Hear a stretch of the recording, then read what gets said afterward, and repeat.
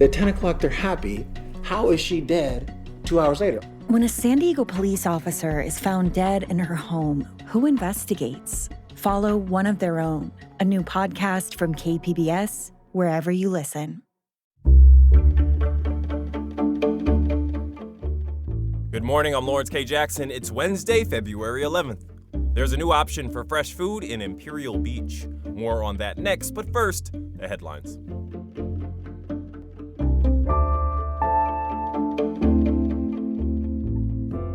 Federal law enforcement agents in California are still allowed to cover their faces after a federal judge's ruling this week. Judge Christina Snyder says the recent state law banning masks unfairly targeted federal agents by exempting state law enforcement. The judge, however, did approve a measure requiring federal agents to have their IDs out with their agency and badge number clearly present and visible. The recent ruling could have national implications as states work to figure out how to engage with federal agents who are enforcing the Trump administration's immigration crackdown. One of the longest-serving Republicans in San Diego County is now a Democrat. Gary Kendrick's been an El Cajon city councilman since 2002. San Diego's Democratic Party said Kendrick once considered himself to be a lifelong Republican, winning his last election by securing 85% of votes. However, Kendrick now says today's Republican Party is no longer grounded in the economic or personal well-being of the people he swore an oath to serve. Kendrick added that moments of consequence call for clarity and action and says he is formally renouncing the Republican Party. Gary Kendrick will now run as a Democrat this upcoming November. Housing affordability showed slight improvement at the end of last year in San Diego County and California as a whole. The California Association of Realtors found 15% of San Diego County households could afford to purchase a median-priced home in the fourth quarter of 2025. That's a slight jump up from just 12% in 2024. The Realtors Association credits this trend to a cooling in market competition, which lowers borrowing costs, ultimately allowing for more Californians to qualify for a mortgage. Another contributing factor to the decline, interest rates dropping to their lowest level since 2022. The average monthly San Diego County home payment, according to the California Association of Realtors, was a little more than $6,000. From KPBS, you're listening to San Diego News Now. Stay with me for more of the local news you need.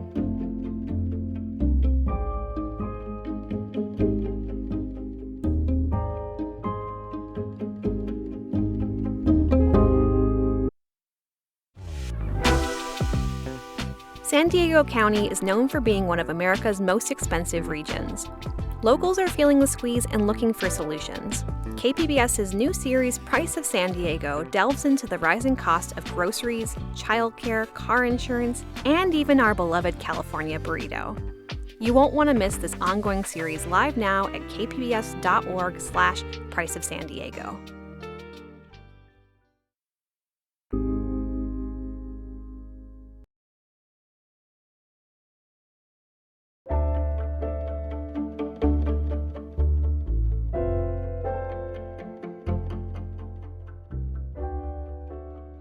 The first community-owned grocery store in San Diego's South Bay is now open. Reporter Jacob Ayer says some residents in Imperial Beach are excited they no longer have to travel outside of their city for what they say are nutritious food options. After a decade of waiting, the shelves and aisles are full, and customers are shopping at Imperial Beach's Suncoast Market Co-op. It's bringing more food options to the community, which lacks a full-service grocery store. Kim Rivero-Frink is board president with the market. She says the movement for the co-op was born after Trader Joe's and Sprouts said they wouldn't expand to Imperial Beach. We didn't have a lot of access to, really fresh, quality produce, healthy prepared foods. So we have created a grocery store for our community that we like to say it's by the people and for the people. Rivero-Frink says many residents used to drive out of town to buy groceries. Suncoast Market sells local and organic products, bulk bin items, and food from hot and cold bars. Jacob Ayer, KPBS News.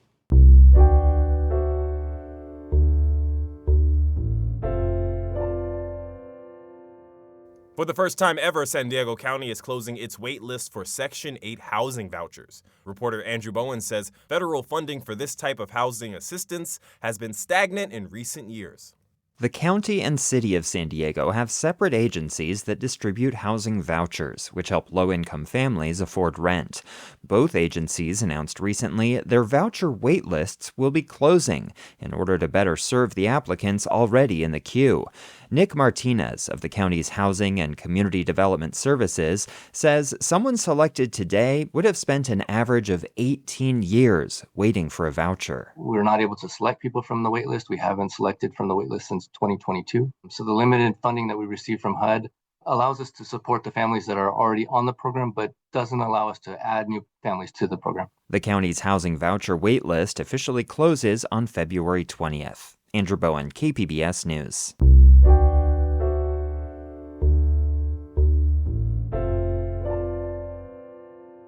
A group of people who live in their RVs have formed a new union to press their demands with the city of San Diego. They say San Diego police indiscriminately ticket their RVs. Reporter John Carroll was at a protest the group held outside San Diego City Hall yesterday. They put housing even farther out of reach. Members of the newly formed San Diego RV Residents Union made their demands loud and clear in Civic Center Plaza. They say the city is violating terms of a 2024 settlement when it comes to ticketing their RVs. Tickets, they say, run around $170 apiece. Union member Francis Yasmin Motiwala says that's unaffordable for people living in their RVs. These are hardworking San Diegans who are trying to put food into their kids' bellies just like all of us. And right now they're getting penalized nightly, sometimes twice in the same night they've gotten ticketed. And all the money that they're making trying to survive is then going into these parking tickets. The city says it has created safe spaces to park RVs overnight and that it has a responsibility to insist people avail themselves of resources meant to get them into permanent housing. They say they'll continue to enforce parking ordinances. John Carroll, KPBS News. Last year, the winner of America's Got Talent was Chula Vista-born Jessica Sanchez. Almost 20 years ago, she was on the very first season of the show as an 11-year-old. Reporter Corey Suzuki says her return is a comeback story rooted in hometown pride.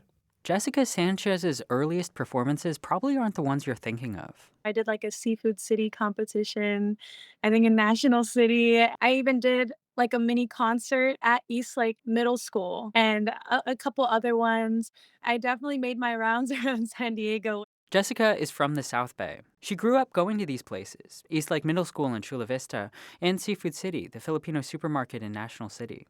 Jessica is the daughter of Filipino and Mexican-American parents, and she grew up especially close to her Filipino roots. For Filipinos, from cradle to grave, you will always be exposed to music. That's Ana Maria Labao Cabato. She's the executive director of PISACAT, San Diego's oldest Philippine performing arts organization. She's describing something she's heard other cultural arts experts say. Ana says many Filipino kids grow up surrounded by music. And especially with the development of the karaoke machine, all the kids were taught to sing. Jessica didn't always like being the center of attention. Sometimes she stared at the floor while she performed so she wouldn't have to look at anyone. But she loved to sing. When she was 11, Jessica made it onto the very first season of America's Got Talent.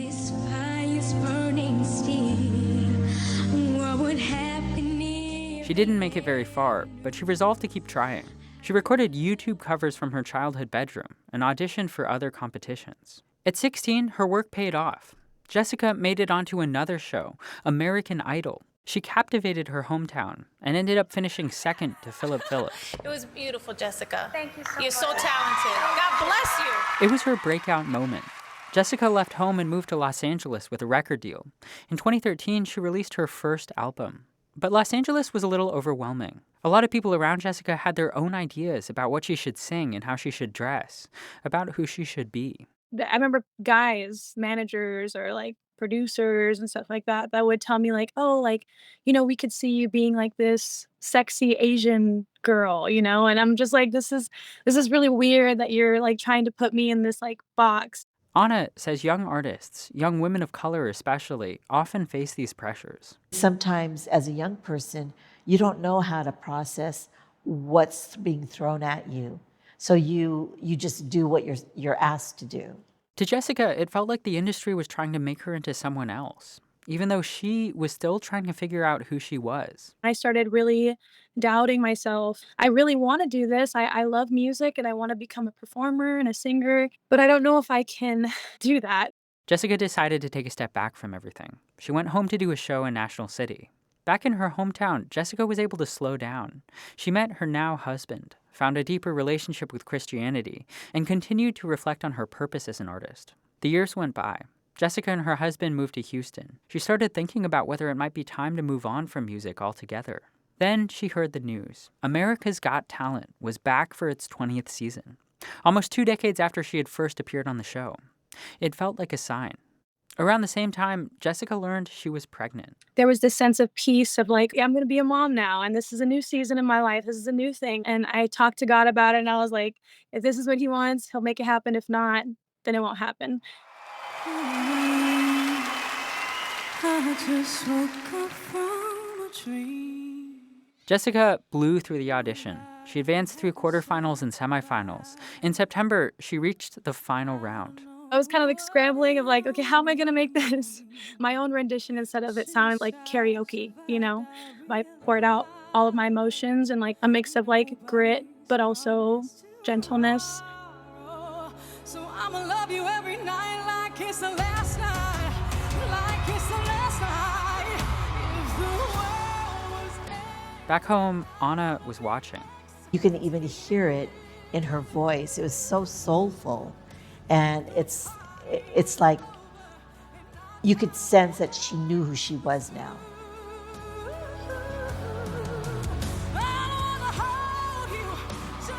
Jessica credits San Diego for giving her the confidence to come back. Even away in LA or Houston, she says she still carries that sense of support and multicultural pride. One day, she says, she'll come back for good.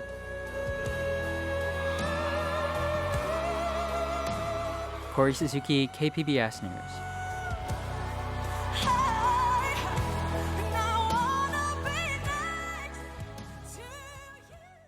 To hear more of Jessica's story, you can listen to The Finest at kpbs.org. Henrik Ibsen's play Hedda Gabler sparked controversy in 1891 for creating a female character who defied 19th century norms and challenged societal expectations for women. Over the weekend, the Old Globe Theater opened its newly commissioned translation of the play, which will run until March 15th. Arts reporter Beth Accomando brings us this preview.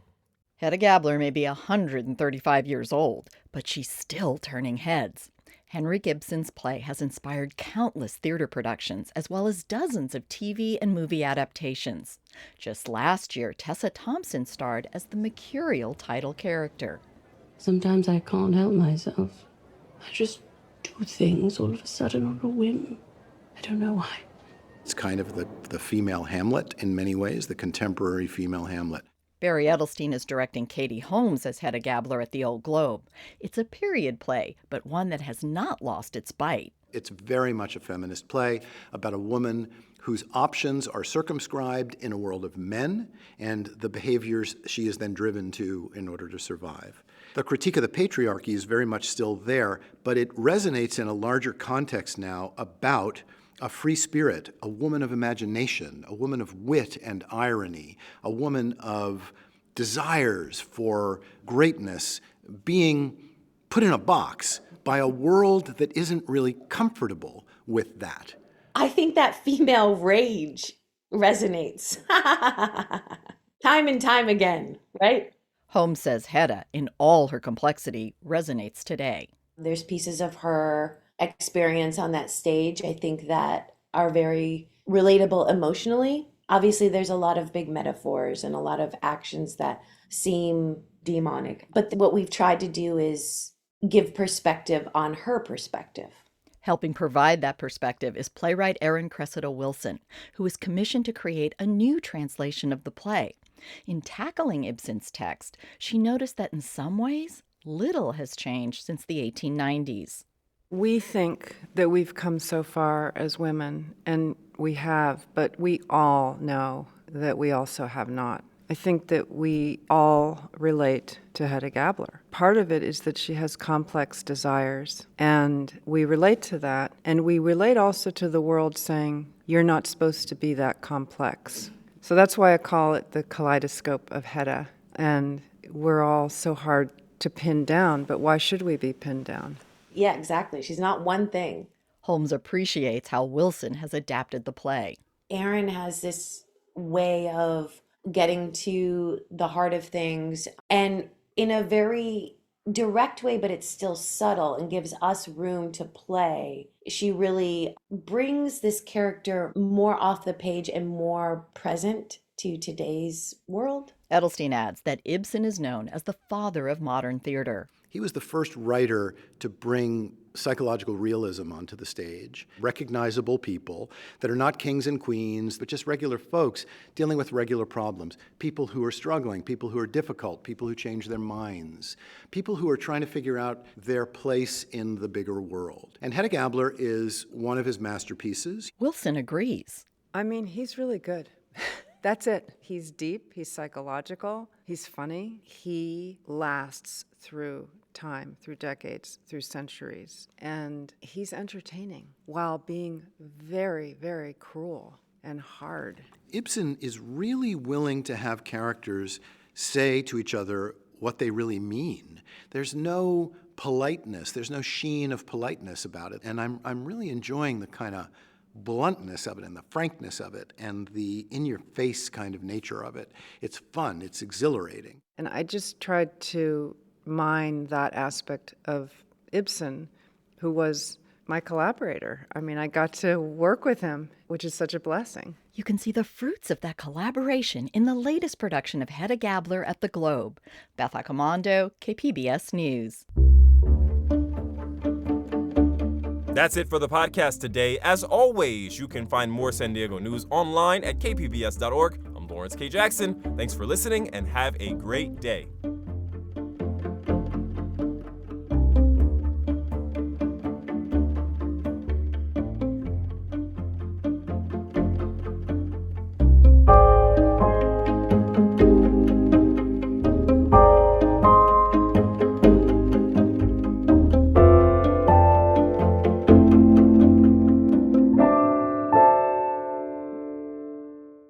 There can be a lot to worry about when selling a car, but not when you donate it to this station. Donate your old car, truck, or RV to help pay for the programs you enjoy and rely on. Here's how. Call 877-KPBS-CAR.